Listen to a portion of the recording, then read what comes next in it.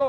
فقط اتنا نہ سمجھنا کہ ہم نے لا الہ الا اللہ محمد الرسول اللہ علی ولی اللہ کا کلمہ مقدسہ زبان پہ جاری کر لیا تو بس ہم اپنے فرض سے سبکدوش ہو گئے اور ہم شیعہ ہو گئے. نہ، جب ہم نے یہ کلمہ علی ولی اللہ پڑھا تو اس پڑھنے سے ہمارے دوش پہ ذمہ داری سخت ہو گئی، ہمارے عہدے پہ ایک بہت بڑا بوجھ آ گیا اور ہم اس گویا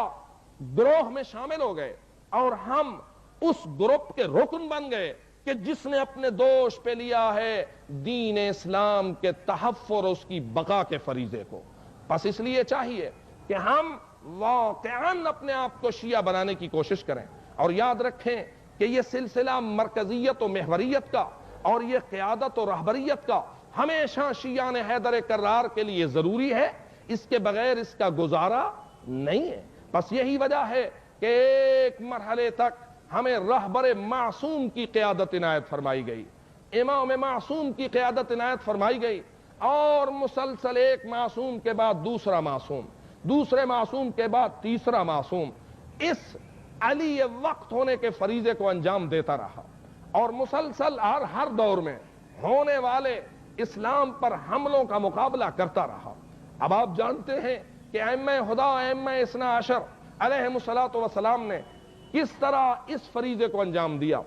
شاید کہ آپ یہ سمجھ رہے ہو کہ لفظ مرجعیت جو میرے موضوع کا حصہ تھا اس کو چھوڑ کر میں امامت کی طرف چلا گیا. نہیں میرے محترم دوستو، میں اس حوالے سے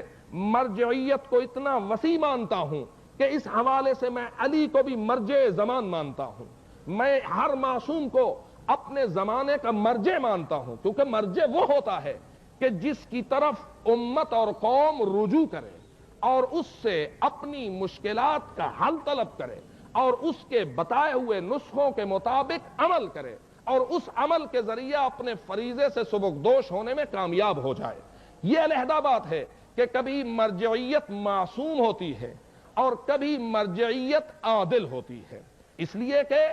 جس وقت کے غیبت معصوم ہوئی اور امام زمان علیہ الصلوۃ والسلام کہ جو دراصل ہم کہہ سکتے ہیں کہ آج بھی ہمارا مرجع معصوم موجود ہے اور ہمیں عصمت بھری مرجعیت آج بھی حاصل ہے، لیکن مصلحت کے تقاضے کے مطابق حضرت امام زمان نے جب غیبت کبریٰ کو اختیار کیا تو اس وقت انہوں نے قوم کو بدون مرجع نہ چھوڑا،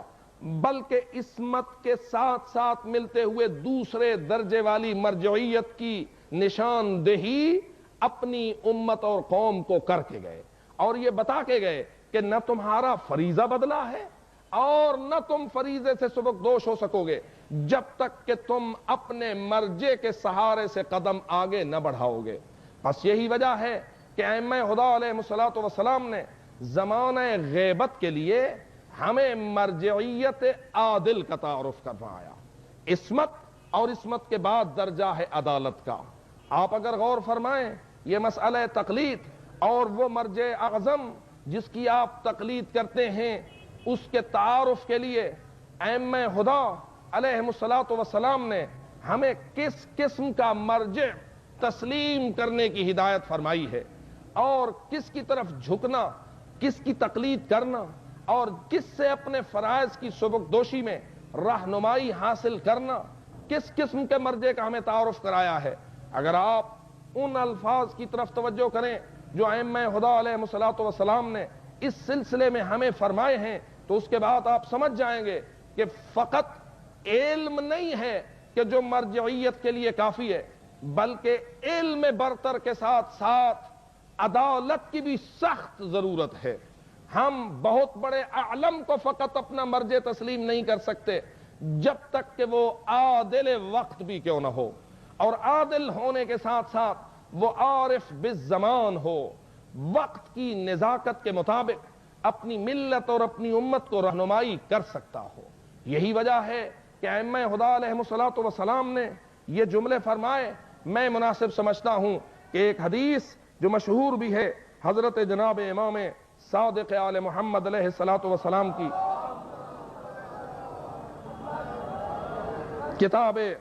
احتجاج تبرسی سے آپ کی خدمت میں نقل کروں. تاکہ آپ کی خدمت میں یہ واضح ہو کہ ہمارا ہاتھ ہمیں کس کے ہاتھ میں دیا گیا ہے اور ہم نے زمانہ غیبت میں کس کو تسلیم کرنا ہے کہ جس کے بغیر ہمارا چارہ کار نہیں ہے، اس لیے کہ ہم اپنی ذمہ داری کو ادا نہیں کر سکتے جب تک کہ ایسے رہبر اور ایسے مرجع کا سہارا ہمارے پاس موجود نہ ہو۔ حضرت جناب امام ابو محمد العسکری یعنی 11ویں امام سے ایک روایت ہے کتاب احتجاج تبرسی میں کہ جو آپ سے اس قول کے بارے میں ہے کہ فویل للذین یکتبون الکتاب بایدیہم ثم